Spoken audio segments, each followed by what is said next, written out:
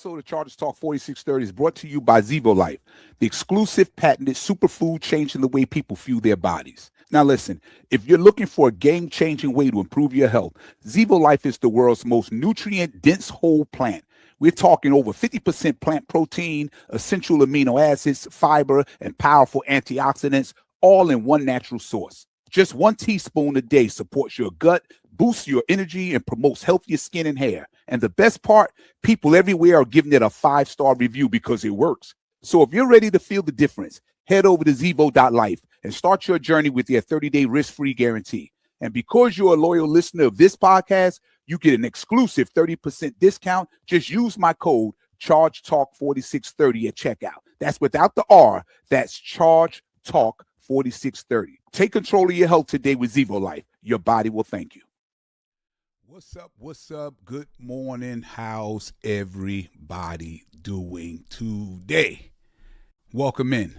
I appreciate every single one of you guys for taking the time to be here today. Whether you've been rocking with me from the beginning or this is the first time you're pulling up, thank you for your support. Thank you for your conversations. And thank you for continuing to grow this community with me.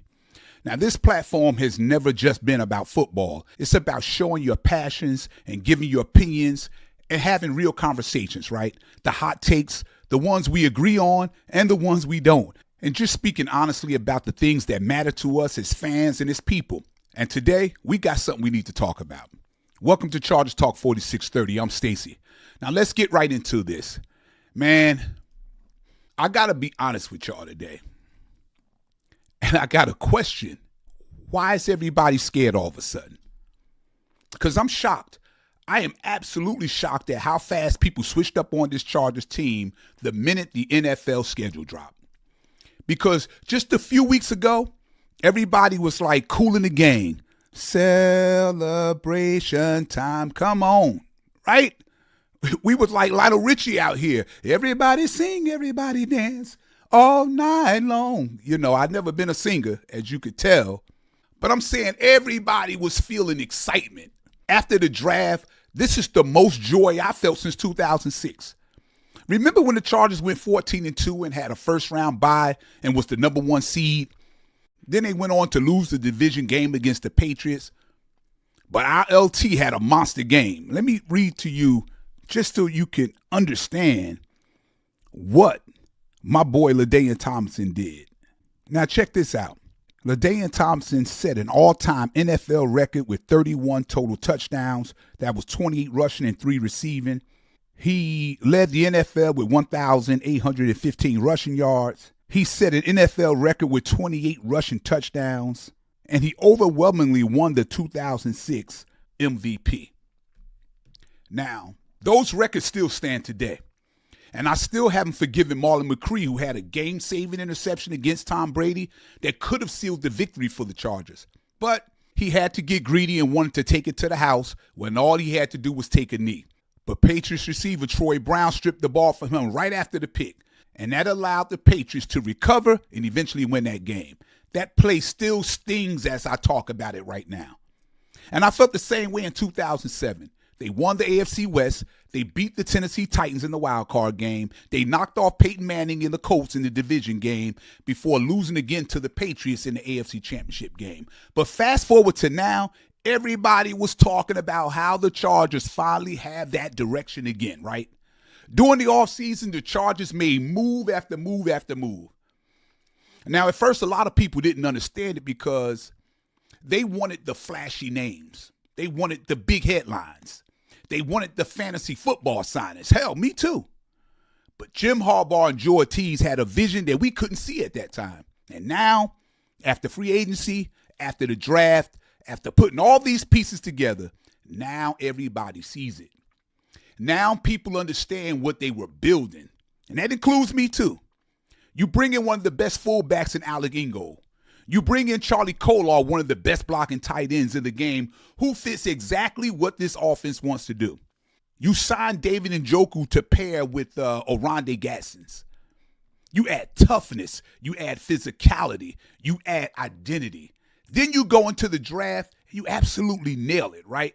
And now people are talking about this team like we finally got a legitimate shot to win the AFC West for the first time since back in those mid-2000s.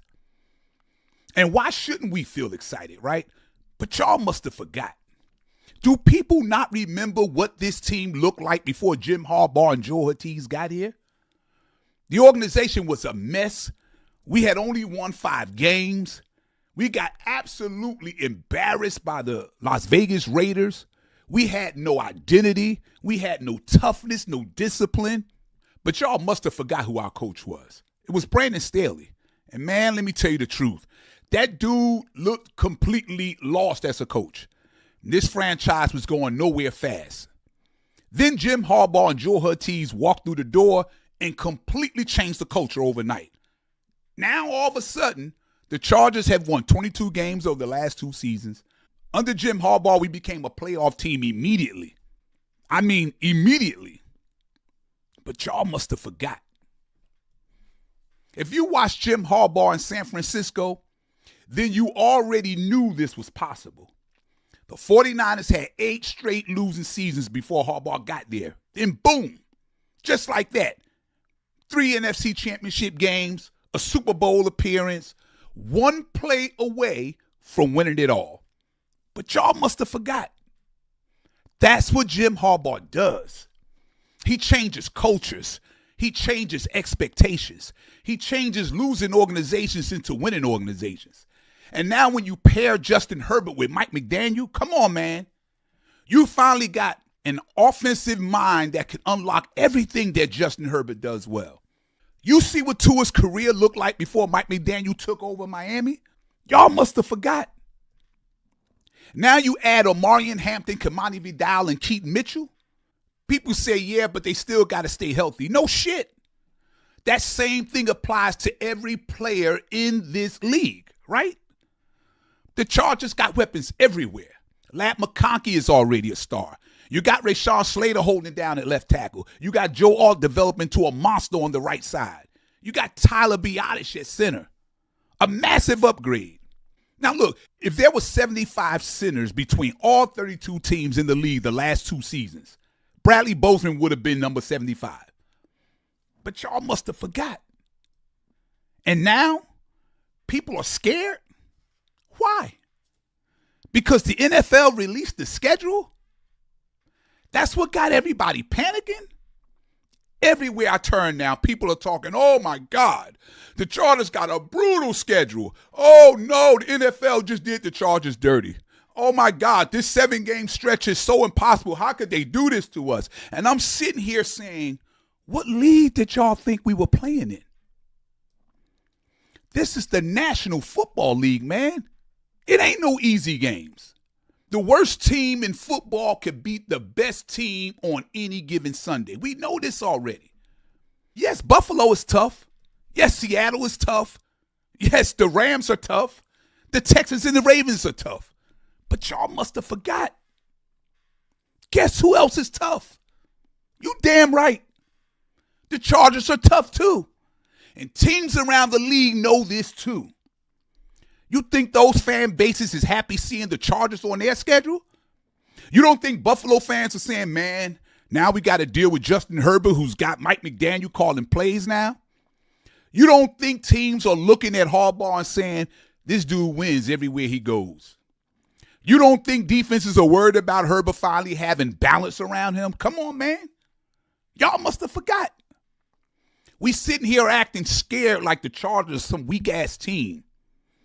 Harbaugh has never, ever, high school, my school, your school, college, pros, he has never been associated with a weak-ass, soft team.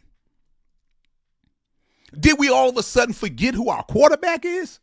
Did we forget this defense had a top 5 and top 10 defense the last 2 years? Did we forget Khalil Mack? Did we forget Tui Pelotu? Did we forget we drafted Akeem Mesidor coming off the edge? Did we forget this team was built specifically for physical football? Man, y'all must have forgot. Everybody was screaming all offseason. We finally got toughness. We finally got identity. We finally got real leadership. But now the schedule drops and suddenly everybody hiding in the closets and under the bed. Man, Ma, somebody's out there. Nah, I'm not doing that. Sorry. Be mad at me. Throw insults in the comments. I ain't built like that. Will it be hard? Absolutely.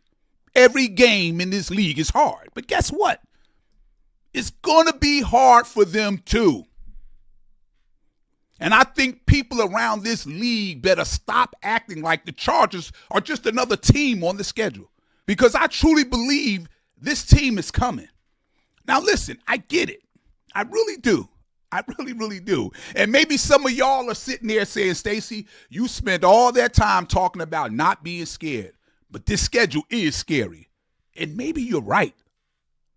So let me be fair here. If we're going to keep it real, then let's keep it all the way real. Because from September 21st through November the 7th, the Chargers play one home game. One home game in 47 days. And the teams during that stretch, you talking Bills, Seahawks, Broncos, Chiefs, Rams, Texans. Is that a schedule that makes you feel like you were screwed? 100%. I'll give you that. This don't feel like a normal scheduling. I get it. That's the kind of stretch that can bury a season before Thanksgiving even gets here, right? So I'm not out of touch. I know exactly what this team is about to walk into. Because by week 10, according to everybody else's logic, the Chargers' playoff hopes could be hanging by a thread if it's going to go down like most people believe that it will. I don't think nobody is saying this could go bad because of coaching. I don't think anybody is saying this could go bad because of a bad roster. Nobody is saying this could go bad because Justin Herbert suddenly forgot how to play football. But many people feel like the season could go off the rails because the NFL handed this team one of the hardest schedules in the NFL. Remember the last year when the injuries started piling up? Remember the offensive line got beat up? Remember how it felt like the season was slowly starting to slip away week after week, injury after injury? Nobody on the line could pass block or run block or protect the quarterback. Remember that feeling? According to many people in the media, the schedule could recreate that all over again if this team ain't careful. And what makes this frustrating to many is the timing of it. Because this was supposed to be the year. But y'all must have forgot. Jim Harbaugh is entering year 3. Mike McDaniel is now running the offense. Tyler Biadasz is now at center. Not that he's the best center in the league, but he's everything that Bradley Bozeman was not. Rashawn Slater healthy again. Joe Alt healthy again. On paper, this might be the most complete Chargers roster we've seen in years. So I completely understand why people looked at this schedule and panicked. Because I'm not going to lie, the stretch is real. But here's where I push back a little bit. Every team in the NFL goes through adversity. Every team goes through a tough part of the schedule. I hear everybody talking. The schedule is brutal. The stretch is unfair. I hear all of it. And every single time somebody bring it up, I keep coming back to one thing. Y'all must have forgot. Y'all must have forgot who the head coach of this football team is. I ain't naive, nor am I out of touch, but this ain't the same old Chargers anymore. When the last time you ever heard the word Chargering? See, when people look at schedules, they look at logos on helmets. I look at leadership. I look at culture. I look at resumes. And whether people like it or not, resumes matter. If a coach been losing his whole career, can't build nothing, can't turn nothing around, always underachieving, then his resume tells you exactly who he is. But when everywhere a man goes, he wins. Everywhere he goes, teams get tougher. Everywhere he goes, players buy in. Everywhere he goes, the culture changes immediately. That resume tells me something too. And what the resume is telling me now is y'all must have forgot what Jim Harbaugh does. Stanford was dead before Harbaugh got there. He turned them around. San Francisco was a mess before Harbaugh got there. 3 straight NFC championship games in the Super Bowl. Michigan couldn't beat Ohio State if they had to save their lives. Couldn't win the big one. Jim Harbaugh changed that too. So why all of a sudden now people acting like this man forgot how to coach football? Y'all must have forgot. And then on top of that, now you got Mike McDaniel involved with this offense, creative mind, motion, misdirection, speed, pressure on defense from every angle. See, this is why I'm thinking different from a lot of people when I look at this schedule. Do I think it's tough? Hell yeah, it's tough. Do I think the NFL did the Chargers any favors? Hell no, they didn't. One primetime game, months on the road, hotel rooms, travel fatigue, short weeks, cold weather, physical teams. Yeah, I see all of it. But what do you want the Chargers to do? Call the league office crying? File a complaint? Ask for weaker opponents? No. This is the National Football League. Speaking of schedules, let me just run something by you guys because I'm in rare mode right now and I'm in teach mode right now, and it's okay. I know y'all love me and y'all love that I go out the way and do what I do, but here's the reason why I've always said since the schedule came out and I was like, good, and everybody was losing their mind going crazy, and I was saying, calm down. No matter what platform I looked at, everybody was saying, the league don't like the Chargers. They screwed us over. And I was saying, Jesus, calm down. So let me explain you why I was saying calm down, right? Because everybody keeps saying the Chargers were screwed by the NFL with the schedule.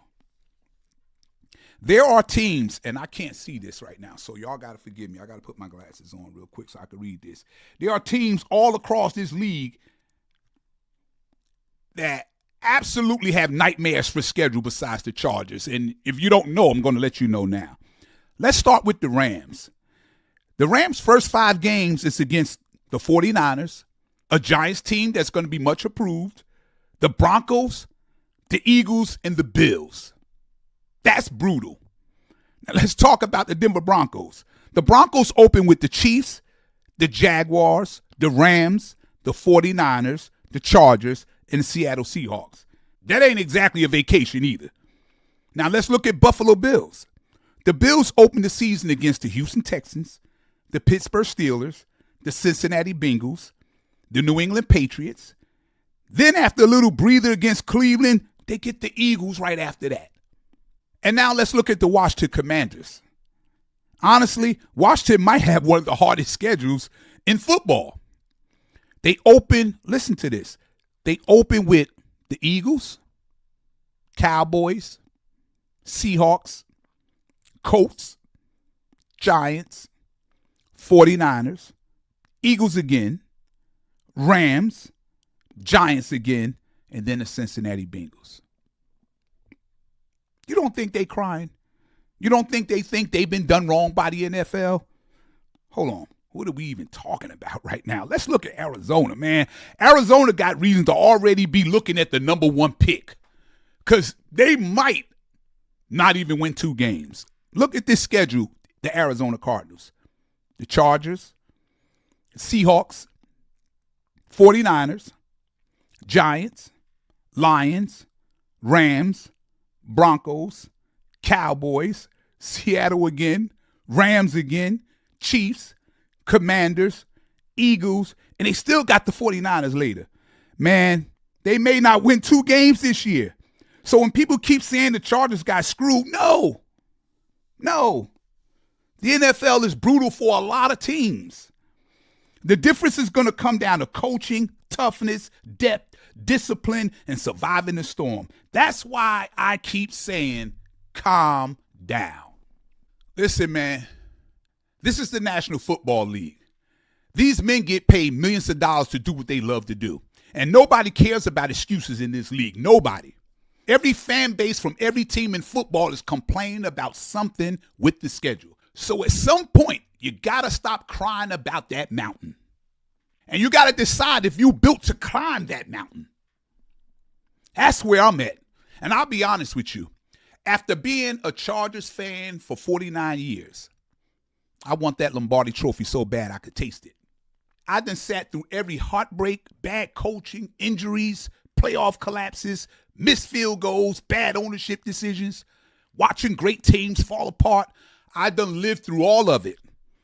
And what's crazy is even my own kids tell me sometimes, Dad, I find myself rooting for the Chargers because I just want you to experience it one time, what it feels like to say my team has finally won the Super Bowl. That sucks, man, but I feel them on what they're saying, but that hits hard because this ain't just football after all these years. Us fans have emotional investments in our teams. This is loyalty. This is years of defending your team while everybody laugh at you. This is staying solid when it would have been easier to walk away, right? So no, I'm not about to get scared because the schedule looks hard. Matter of fact, if we got to go through Buffalo, Kansas City, Baltimore, Houston, Denver, Seattle, then so freaking be it. If we got to go through King Kong and Godzilla to finally hold that Lombardi trophy, then let's freaking do it. Because championships ain't supposed to be easy. And maybe, just maybe, this is the kind of schedule that forces you to become championship tough, right? See, Harbaugh didn't come here to build a soft-ass football team. He came here to build a team that punches people in the mouth, a team that travels well, a team that could win ugly, a team that line up in freezing weather, right? Hostile crowds, primetime lights, and still take your soul. That's the identity now. Tough, physical, mean, nasty, kick-ass football. So yeah, the schedule is brutal, but maybe y'all must have forgot that this team finally looks built for brutality. You finally got the infrastructure. You finally got the coaching. You finally got the offensive identity. You finally built the trenches. And now the NFL basically says, now go prove it against Buffalo, Kansas City, Seattle, Baltimore, the Rams, and everybody else. Listen, Jim Harbaugh is not going to sit around crying about the schedule.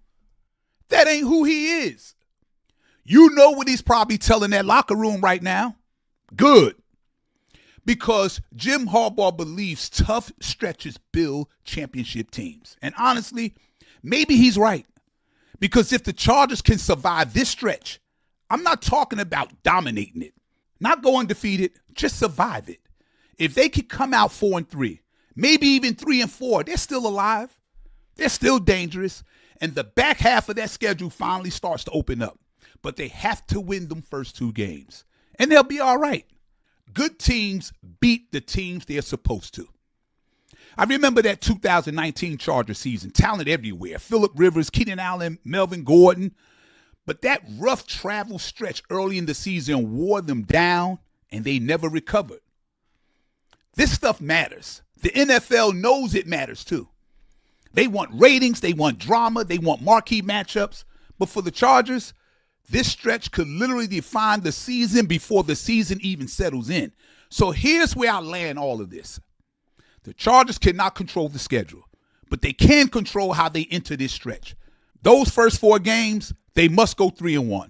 You got to beat Buffalo or Seattle, period. A must-win mentality. You need confidence, you need momentum, and you need wins already stacked up before you go into this stretch. And more importantly, you need health. Because the Chargers absolutely cannot afford to lose Rashawn Slater or Alt during this stretch. We already saw what happens when the offensive line breaks down. Justin Herbert starts running for his life. The offense gets conservative. Everything starts collapsing. So Mike McDaniel has to be brilliant, and I think he will be. Motion, misdirection, quick passes, get the ball out fast, use the speed, use Njoku over the middle, protect Herbert from unnecessary hits, because you don't survive a stretch like this by trying to outmuscle everybody. You survive it by being smarter than everybody. And let me finish with this, something that I hope stays with you. This is bigger than football. The point isn't that the schedule isn't hard. The point is that life teaches you perspective. That's the heartbeat of this whole segment. Let me say something real for a minute. Everybody looking at this Chargers schedule like the world is about to end. Oh my God, the NFL did us dirty. This schedule is just impossible. How are we going to survive this? And I just sit back and say, calm down. Just calm down. Not because the schedule ain't tough, it is tough. But because real life teaches you perspective too, right? See, some of y'all who listen to me right now, you're dealing with real problems or know somebody that is. People are struggling to eat. People trying to figure out how they're going to pay their rent or their mortgage this month. The car note is due. The insurance is due. The gas and electric is due. The water bill is due. Food got to go in the refrigerator. Kids need shoes. The kids got Pop Warner games and dance recitals and school activities, and they need you there. And through all of that, you still got to get up every morning and figure it out. That's real adversity. And now with AI is changing lives. AI is replacing jobs. AI got people nervous about their future. People trying to survive out here. Ain't nobody knocking on our door handing us a few $1,000s saying, here, this should help you through your hard times. No. Life keeps moving. That clock don't stop for your struggles. Time ain't going to wait for you to fix your problems. You got to survive. You got to adapt. You got to keep pushing. Right? And I've been doing that my whole life. And that's why when I look at football schedules and hear people panicking, it don't shake me like that. Because compared to what real people deal with every single day, man, this ain't nothing. And adversity is a part of life.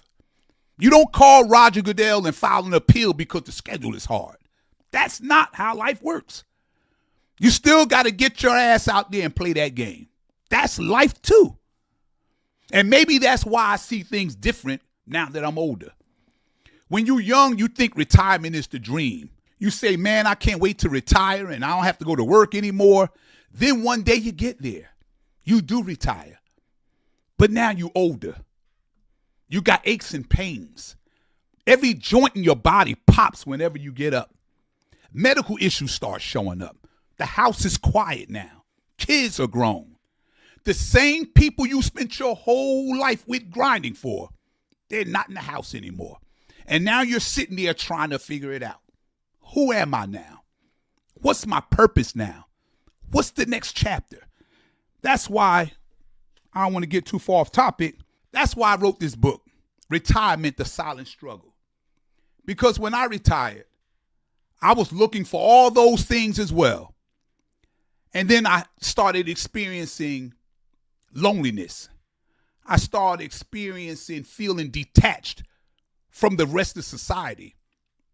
Didn't know what to do anymore. Every day I got up out the bed, it was a purpose.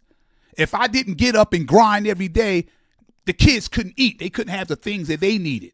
I couldn't keep this roof over their head and keep food on the shelf and keep clothes on their back. And then I finally get there and retire, and there was nobody that needed me anymore. The kids are grown. They all gone. They only come back or reach out to you most of the time during the holidays. But other than that, you got a quiet house. And if you didn't have a plan in place when you retired and you find yourself sitting home with nothing to do, ain't but so much traveling you could do, ain't but so much Netflix movies you could watch, ain't but so much you can go out and nightlife, all that. You're not doing those things anymore. One, because you're older. And the second thing is everything too damn expensive. It's too damn expensive for gas. It's too damn expensive to fly on the planes, the trains. So it slowed everything down.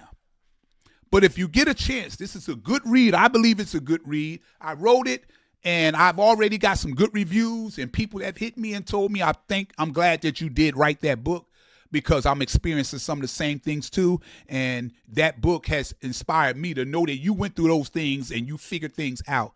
And now they're in that same situation trying to figure it out too. Get your copy on Amazon.com. So that's why I wrote the book, Retirement, The Silent Struggle. Because retirement ain't just about leaving work.